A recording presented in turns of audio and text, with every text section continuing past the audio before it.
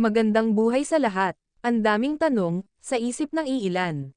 Bakit daw biglang sumikat at maugong ang pangalan ni Fiang? Ano daw ang nakita nila sa kanya? Isa-isahin natin guys. Si Fiang ay pretty na, humble pa. Kumikita ng milyon at nakabili ng sariling sasakyan sa edad nitong 18. Si Fiang ay nakaranas ng hirap mula pagkabata nito. Naranasan nitong mag-ulam ng asin lang sa araw-araw. Naranasan din niyang gumamit ng lampara dahil wala silang kuryente. Laking probinsya si Fiang at halos kalaro nitong bata ay mga lalaki. Friendly siya kahit kanino mo pa isama. Kaya niyang makisabay sa mga adults or teens. Clingy siya pero walang mali siya sa kanya. Kahit sa mga LGBT, kaya nitong pakisamahan. Kaya sina Dongpat, sinabi nila sa outside world, na si Fiang, ang baby girl nila, sa loob ng BNK. Napasok na din niya, ang mundo, ng Kyrene.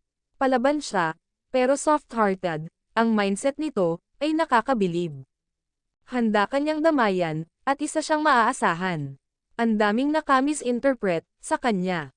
Pero grabe, sobra siyang minahal, ng kanyang mga fans. Nasa sa kanya kasi, ang katangian, ng isang napakabuting anak, kapatid, pamangkin, at pinsan, at syempre, genuine siyang maging kaibigan. Yung pagiging matulungin nito, at inaalala lagi ang kanyang pamilya, at kamag-anak, wow mapapabilib ka talaga.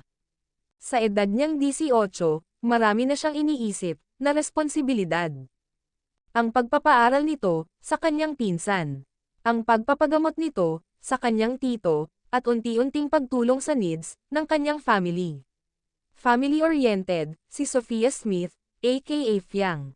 Sana marami pa ang kagaya niya sa mga kabataan ngayon.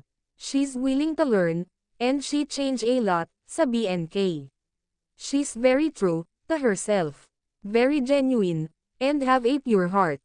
Hindi deserve ng batang ito ang mabash.